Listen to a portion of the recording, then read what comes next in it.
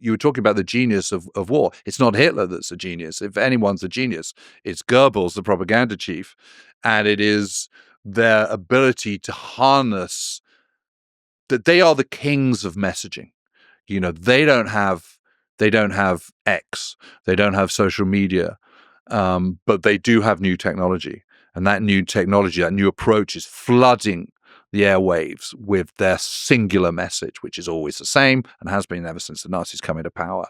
And it is using radios. And I think radios are really, really key to the whole story, because there is no denser radio network anywhere in the world, including the United States and Germany, in 1939. So while it's really behind the times in terms of mechanization, it is absolutely on top of its game in terms of comms. So 70% of households in Germany have radios by 1939, which is an unprecedented number. That is only beaten by United States, and only just. So it is greater than any other nation in Europe. And in terms of flooding the airwaves, it is the densest, because even for the 30% who don't have radios, that's not a problem, because we'll put them in the stairwells of apartment blocks. We'll put them in squares. We'll put them in cafes and bars. And the same stuff, the Nazi state controls the radio airwaves, as it does the movies, as it does newspapers. All aspects of the media are controlled by Goebbels and the propaganda ministry, and they are putting out the same message over and over again. It's not all Hitler's ranting. It's entertainment, light entertainment, some humorous shows. It is also Wagner, of course, and Richard Strauss. It's a mixture, but the subliminal message is the same. We're the best. We're the top dogs. Jewish Bolshevik plot is awful. That needs to be, that's the existential threat to us. We have to overcome that. We're the top dogs militarily. We're the best. We should feel really good about ourselves. We're going to absolutely win and be the greatest nation in the world ever. And Hitler's the genius.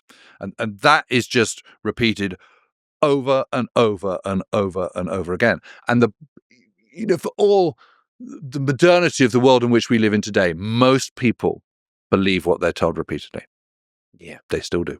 And so if you just repeat over and over again, people will believe it. If you're a diehard Trump supporter, you want to believe that. You'll believe everything he says. If you are a diehard Bernie Sanders man, you're from the left, you'll believe everything he says, because it's reinforcing what you already want to believe. But the scary thing is, radio is the technology of the day. The technology of the day today, which is a terrifying one for me, is I would say AI on social media. So bots.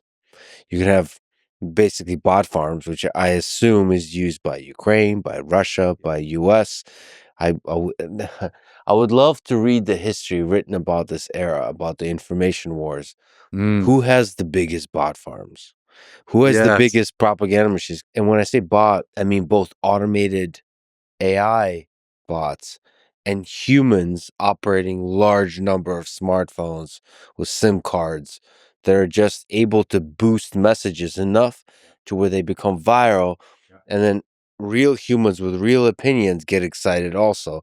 It's like this vicious cycle. So if you support your nation, all you need is a little boost. And then everybody gets real excited. And then now you're chanting. And now you're in this mass hysteria. Right. And now it's the 1984 2 minutes of hate. And the message is clear. I mean, that's what propaganda does. It really clarifies the mind. And that is exactly what Hitler and the Nazis and Goebbels are doing in the 1930s. Well, they're doing it in the 1920s as well, but more effectively once they come into power, of course. And Hitler is so fortunate that he takes over the chancellorship in January 1933 at a time where the economy is just starting to turn. And he's able to make the most of that. And, if you're Germans and you've been through hyperinflation in the early 1920s, you've been through the humiliation of the Versailles Treaty, which was terrible error in retrospect. And you've been through, then having got through that, you've emerged into a kind of democratic Weimar Republic, which is based on manufacturing, Germany's a traditional genius at engineering and manufacturing and production of high quality items. They're merging through that. Then you have the Wall Street crash and the loans that are coming in from America, which is propping up the entire German economy suddenly get cut off, and you've suddenly got depression again and massive unemployment. And suddenly Hitler comes in, and everyone's got jobs, and they're rebuilding, and they're growing their military, and the message that's coming out is, we're the greatest, we're the best, we're fantastic. I was telling you earlier on about Hitler's speeches starting dark and ending in hope and light and the sunlit uplands. That's what you're getting. You're suddenly getting this vision of hope, this sort of, my God, actually, this is really working. Okay, so, I'm not sure that I particularly buy into the kind of anti-Semitic thing, but we'll sweep that under the carpet, because overall I've now got a job, I've got money, I've got my new radio, and then this is a genius about the radios, for example. So they have the German receiver to start off with, the Deutsche Empfänger, and then they have the Deutsche Kleinempfänger, which is the German little receiver, little radio. These are genius. This is as outrageous as the arrival of the iPod. I mean, remember that. Suddenly you don't have to have a Sony Walkman anymore. You can have something really, really small and miniature and listen to thousands of songs all at once. What an amazing thing. And the Deutsche Kleinempfänger is 9 inches by 4 inches by 4 inches. It's made of Bakelite. And everyone can have one because it's super cheap. It's just incredible. And no one else has had that, because up until that point, radios, generally speaking, are aspirational. They've got sort of a walnut lacquer at the front, and, you have them if you're middle class, and you show them off to your neighbors to show how kind of, affluent and well-to-do you are.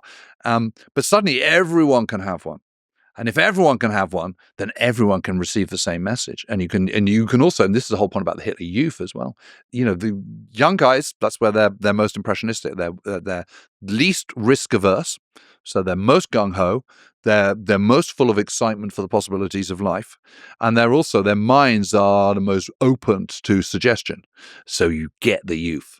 You hang on, you get them. And so a whole generation of young men are brought up thinking about the genius of Hitler and how he's delivering us this much better nation and returning our, overhauling the humiliations of the First World War. We're overcoming the stab in the back that happened in 1918, et cetera, et cetera. And, as a young 16, 17-year-old German, you're thinking, yeah, I want a piece of that. And hey, guess what? They've got really cool uniforms, and come and join the SS and, get the Fräulein. What's not to like? You can see why it's so clever. And what's so interesting is propaganda today is still using those tenets that Goebbels was using back in the 1930s.